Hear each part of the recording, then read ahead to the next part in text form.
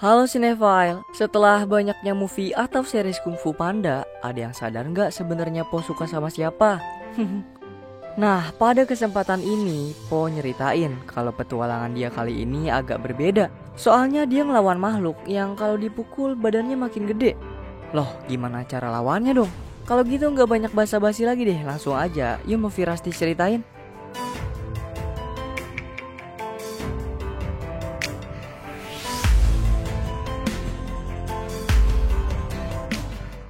Di desa Lembah Kedamaian, terlihat 4 penari payung sedang menunjukkan aksinya di sana.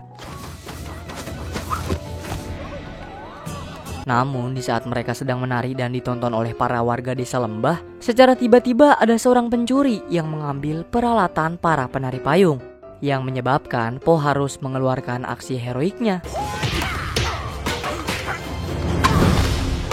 Setelah berhasil meringkus si pencuri bagaikan superhero, Po pun diajak kenalan oleh para wanita penari tersebut yang bernama Su, Song, dan si kembar. Terus tanpa sepengetahuan Po, ternyata para penari tersebut telah merencanakan hal buruk, yaitu datang untuk mencuri piala naga di Istana Giok. Po yang tidak mencurigai para penari akhirnya mengiyakan permintaan dari Song untuk mengajaknya keliling desa Lembah Kedamaian. Bukannya menggoda Po agar bisa masuk ke dalam istana Giok, Song malah merasa mulai nyaman nih ditemani oleh Po. Akan tetapi tiba-tiba Su datang tanpa disadari mereka berdua, lalu merayu Po agar bisa tinggal di dalam istana Giok. Sekali lagi Po yang gak menyadari kejanggalan Su pun akhirnya mengiyakan mereka untuk tinggal di dalam istana Giok selama 1 malam. Alih-alih menari untuk menunjukkan rasa terima kasih mereka yang diberi izin tinggal di istana Giok, secara diam-diam mereka malah mengambil barang incarannya, yaitu piala naga di sana. Namun aksi para penari dari desa Teduh tersebut disadari oleh Tigris dan membuat kerusuhan di dalam istana Giok.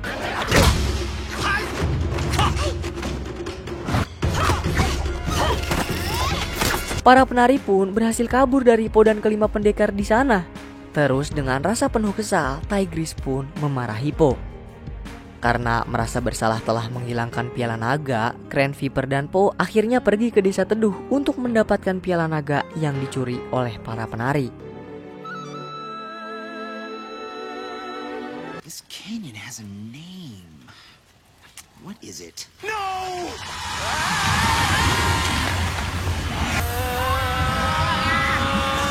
Karena desa Teduh hanya boleh dimasuki oleh kaum wanita, Po, Grand, dan Viper pun memutuskan untuk menyamar menjadi wanita agar bisa memasuki desa tersebut. Finally a lady my size. Oh, you're so...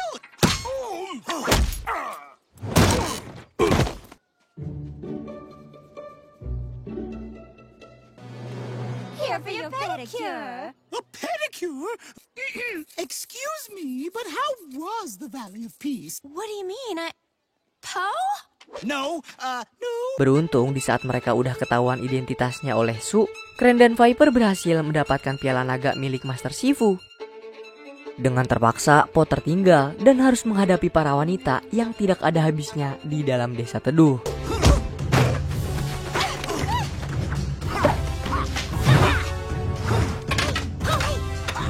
Po harus mengakui dirinya terpojok melawan para wanita di desa Teduh. Terus secara tiba-tiba, Song yang udah kasmaran sama si Po datang untuk menyelamatkan Po dari kepungan para wanita dan membantunya kabur dari kejaran para penduduk desa Teduh. Dengan bantuan angin dari sela-sela tebing, Po akhirnya berhasil membuat Su dan rombongannya terpental jatuh terkapar di tanah.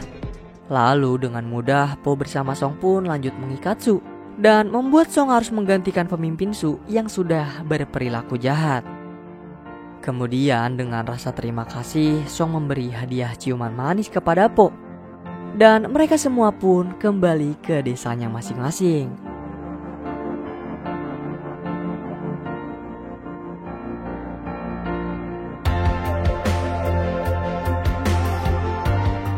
Diperlihatkan Jian Bao bersama ayahnya Tao Tai sedang menyerang Po bersama kelima pendekar.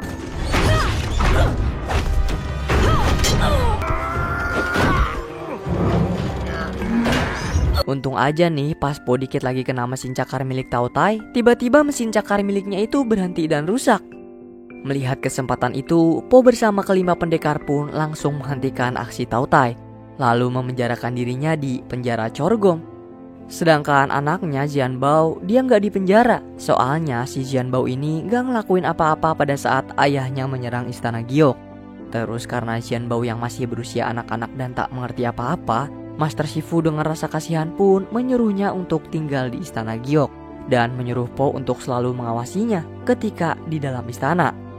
Oleh karena itu pun Po dengan terpaksa akhirnya mengiyakan keinginan Master, lalu mengajak Jianbao yang murung mengelilingi seluruh istana Giok. And this is where we put all your dad's machines every time we defeat. Behold!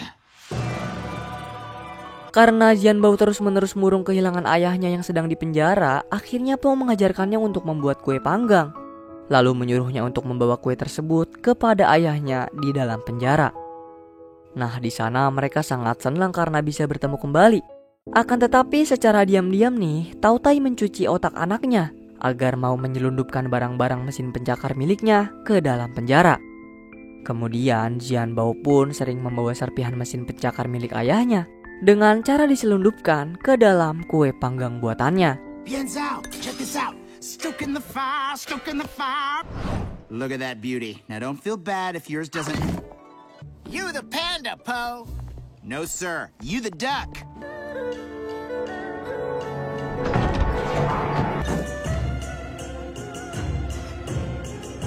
Namun di saat ada sisa satu barang lagi yang harus Jianbao kirim kepada ayahnya, ia kepikiran dan takut akan ayahnya tersebut bakal lebih jahat dari kejadian sebelumnya. Jianbao pun mengurungkan niatnya untuk mengirim barang terakhir milik sang ayah. Tapi sayang nih, karena Po bocahnya inisiatif parah, dia malah ngebawain kue yang berisi barang terakhir kepada Tautai itu. Dan Jianbao yang berniat untuk membuang barang terakhir ayahnya pun kebingungan. Nah, karena kue buatannya telah hilang dari kedai Mr. Pink, lantas Po pun menjelaskan kemana perginya kue tersebut. Dan dengan sangat terkejut, Jianbao akhirnya memberitahu mereka semua kalau sebenarnya isi kue itu dan kue yang selama ini ia kirim berisi barang-barang mesin pencakar milik ayahnya. Terus bener aja, belum lama Jianbao memberitahu kepada mereka semua, tiba-tiba Tautai udah ada di depan tempat latihan dan langsung menyerang mereka semua menggunakan mesin pencakar yang udah di-upgrade. Now duck!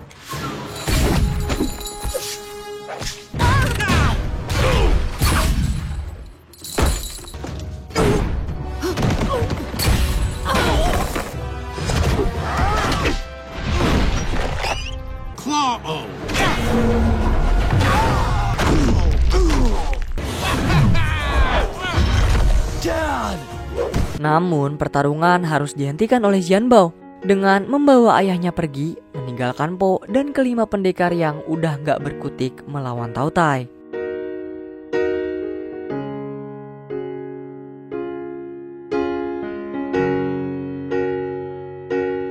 Pada saat dapat kesempatan berkumpul dan makan bersama-sama, Po rusuh banget nih ngeganggu teman-temannya yang lagi nikmatin makanan. Hero, I should be able to do this. Careful! Di sana mereka membahas tentang dirinya masing-masing yang akan pergi menemui para penggemar mereka di desa Lembah Kedamaian. Hingga pada akhirnya Po juga pergi menemui ketiga penggemarnya yang bernama Lam, Cheng, dan Yang. Di sana Po menceritakan kisahnya sampai kini dirinya menjadi sang pendekar naga. Namun para penggemar itu terlihat kurang tertarik dengan kisah perjalanan Po. Mereka malah meminta Po untuk membawakan barang sesuatu yang bisa ia pamerkan ke teman-temannya. Lalu Po yang ingin disanjung oleh para penggemarnya pun membawakan beberapa barang, terus menunjukkan tempat-tempat di mana Po bertarung melawan musuh-musuhnya. Tapi sayang sekali, para bocah yang gak tahu apa-apa ini malah meminta Po untuk bertarung melawan siapapun yang ada di sekitar Po saat ini. Waduh, gak sopan banget gak sih? Dengan perasaan antara ingin disanjung oleh para penggemar dan rasa gak enak jika bertarung melawan warganya yang sangat baik kepada Po, ia pun menolak suruhan penggemarnya untuk bertarung melawan orang-orang. Hingga pada akhirnya Po curhat kepada Monkey tentang masalah tersebut. Terus Po dengan nekatnya memutuskan untuk mengeluarkan iblis tinju Mongol dari dalam guci. Alih-alih berharap kalau Po bakal ngalahin iblis tinju Mongol di depan para penggemarnya, Po malah terkejut melihat ukuran iblis tersebut yang begitu mungil, tak sebesar yang Po bayangkan sebelumnya. Akan tetapi nih, itu hanya permulaan dari penampakan iblis tinju Mongol. Iblis tersebut sangat rusuh dan kabur keluar menuju desa. Di desa, warga melihat makhluk tersebut dengan sangat terkejut dan langsung memukulinya. Yang tanpa mereka sadari, semakin makhluk itu dipukul, maka semakin besar ukuran badannya. Bersamaan dengan datangnya kelima pendekar yang langsung menyelamatkan penggemar Po saat akan dimakan iblis. Nah, para Furies 5 pun gak ada yang menyadari kalau iblis tinju Mongol akan semakin kuat jika dirinya terkena serangan pukulan. Dan ngebuat Po yang baru datang harus buy one melawan iblis tinju Mongol. Awalnya Po menang nih melawan iblis tersebut. Hingga pada akhirnya ukuran iblis pun menjadi sangat besar dan ngebuat Po harus kewalahan untuk melawannya. Beruntung Po menyadari kalau cara mengalahkan iblis tinju Mongol adalah dengan cara tidak menyerang atau memukulnya. Dan benar aja, ukuran iblis tersebut pun mulai menyusut sampai kecil seperti pertama ia dikeluarkan dari dalam guci. Master Shifu datang ke sana dan langsung memasukkan iblis tinju Mongol kembali ke dalam guci. Kemudian para penggemar Po pun akhirnya mulai mengagumi Po. Dan tanpa disengaja nih, Po malah ngejatuhin guci di mana iblis tinju Mongol dikurung. Aduh, ceroboh lagi kan si Po ini. Nah, itu dia teman-teman, kisah epik dari Ksatria Naga yang nampaknya masih belum berakhir juga ya. Keren sih. By the way, Tautai ngeselin banget deh. Tampangnya juga mendukung banget buat ditampol apa. Dan cara ngelawan iblis tinju Mongol juga unik banget. Ya udah didiemin aja gitu. Emang deh tingkah dan pemikiran Po yang suka out of the box bikin kita selalu full senyum. Setuju gak?